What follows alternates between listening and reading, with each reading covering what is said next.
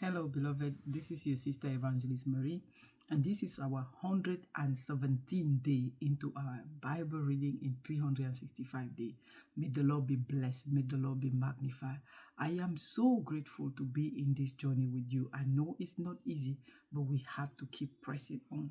So, as per our schedule, we have to read Mark chapter 15 from verse 1 to 20 and to finish First Samuel chapter First Samuel, let me go there. First Samuel chapter 29, 30 and 31st. So let us dive into it. So as we are being reading, so we know that we reach in the point that David was obliged to flee from Saul to save his life, and then he went to the camp to the Philistine, and he find grace and favor in the sight of one of the commander there, and they give him a place to stay. Then it happened that the Philistine wanted to go and fight the Israelite, and David proposed himself, because he had been going to war with them. He proposed himself to go with them to fight him, but then it did not happen. But remember, Saul heard that the Philistine was coming after him, and he went and wake up Samuel. And when Samuel came, Samuel told him that today, that by this time tomorrow, you and your sons will be where I am. So they will be dead. Then when they were passing through the Philistine, the law of the Philistine was passing their troop in review. They reached David, and they did not want David. They asked David to go, but that was orchestrated by God, because back where David was staying, when we will continue to read, they are Amalekite. They came and capture all the women, the men, and women, the children, and every livestock that they had, and they burned the city that the Philistine has given them. So when they went home, that was happened. So in 1 Samuel chapter 30, and now it happened that when David and his men come to Ziklag on the third day, that the Amalekite has invaded the south of Ziklag, attacked Ziklag and burned it with fire, and had taken captive the women and those who were there, from small to great. They did not kill anyone, but carried them away and went their way. So this was a great burden. They cry out. And look at what David does. Even in the midst of sorrow, problem, deep, powerful problem, he did not forget his God. In 1 Samuel chapter 30, verse 8, we need to learn from David. So David inquired the Lord.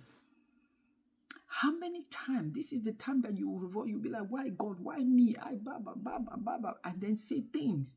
But so David, after crying, after lamenting, he did not miss his way.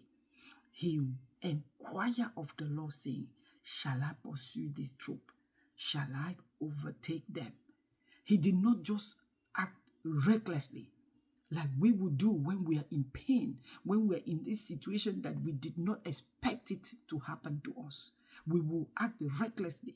But David, the man after God's heart, he did not just run behind the Amalekite, but he inquired of the Lord. May us, in every given situation in our life, inquire of the Lord before make a move. And he answered him. This is God answer him. Pursue, for you shall surely overtake them, and without fail recover all. So when God is ready, with arm open, waiting for us to give us victory, but in the midst of our pain, let us never forget to go back to the Lord and inquire from him. And it happened exactly how the Lord have done.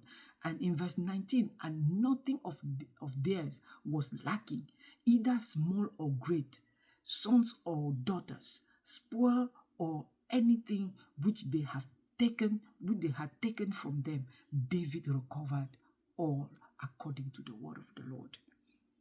In verse 22, then when they came back, those that couldn't go with them because they were crying so much that they couldn't even move, when they came with everything, because they recover and they even take the other things from the Amalekite and they wanted to share, and those that went say, no, you guys that stay, you cannot have the same thing. But David said no, it will not. But David said, my brethren, you shall not do so with what the Lord has given us, who has preserved us and delivered into our hand the troop that came against us. So God did something great in your life. So don't hide. Don't keep it for yourself. You need to share. Like the gospel, you have to share. It's the Lord that called us. You did not pass any exam to become a child of God. You did not pass any exam. Jesus Christ have come and died for us. And we too, we need to go and share that good news, because that's the good news that every mankind needs in his life. So in chapter 31, this is the death of Saul. Unfortunately, a mighty man. Verse 4, 1 Samuel 31. Then Saul said to his armor bearer to kill him, because he was really wounded. He said, I don't want this Philistine to come and take me. They will abuse me and all that. And the armor bearer was scared, and Saul killed himself. So in that day, Saul and his 3 sons and his armor bearer lost their life. And then when the Philistine came, they saw that they were already dead, picked them and go and put them in their wall, pinched them. They cut the head of Saul and pinched their body in the wall. And people from Jabez Gilead heard that, and they came. The violent men arose and traveled all night and took the body of Saul and the body of his sons from the wall of Beth-Shan. And they came to Jabez and burned them there. Then they took their bones and buried them under the tamarisk tree of Jabez and fasted 7 days. And that was the end of King Saul, because he did not hear the word of God. He did not act according to what the Lord have told him.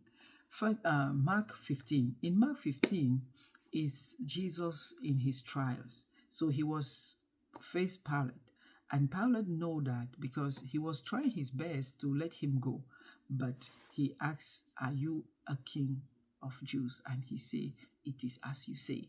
But then he did not say anything anymore. But Pilate know that. He knew in verse 10, Mark 15 verse 10, for he knew that the chief priest has handed him over because of envy. So even him, he was aware that Jesus did not do anything. But politics, he couldn't do otherwise. So he cried out again, crucify him. So it's the people that ask, is the Jews, the Israelites, that ask Jesus to be crucified. And again, the soldier that came and put the purple and all that, they were doing their own. It's a prophecy that was just accomplished without even them knowing. They put the crown on his head, clothed them in purple, because on those days, it's only the kings that were wearing purple. So they put the purple on him and they were bowed down before him. That's the king. Either they wanted, even if they were mocking him, but he was the king. That was the king. So, beloved, we have to remember what we learned from David. Always inquire the Lord before make any move. Never you in the midst of sorrow, where you are all angry, anger and all that, make a move. Never. Calm down, inquire from the Lord, and you will have the real answer. May the Lord bless you. May the Lord let his face shine upon you and be gracious to you. May the Lord open his countenance upon you and give you peace. So I challenge you as usual to seek intimacy with God through his word. Why? Because God is his word and God is the word. And you have to know God by yourself through his word, because there is no other place to know God than in his word. So know God by yourself through his word. So as per our schedule, tomorrow be our 28th day into our Bible reading, and 28th of April, we have to read 2 Samuel chapter 1, 2, and 3, and to finish Mark chapter 15, verse 21 to 47. So may the Lord bless you. We already finished the book of Samuel, 1 Samuel. So how many books have we knocked down? Genesis, Exodus, Leviticus, Number, Deuteronomy, Joshua, Judges, Ruth, and 1 Samuel. 1, 2, 3, 4, 5, 6, 7, 8, 9. And then in the New Testament, we finished Act of Apostle, that 10 up there, plus Act of Apostle, make it 11. And we finish also Matthew. So 12 book of the Bible already. And Mark, tomorrow or after tomorrow we will finish. We'll make it 13. We are going somewhere. May the Lord bless you. Shalom.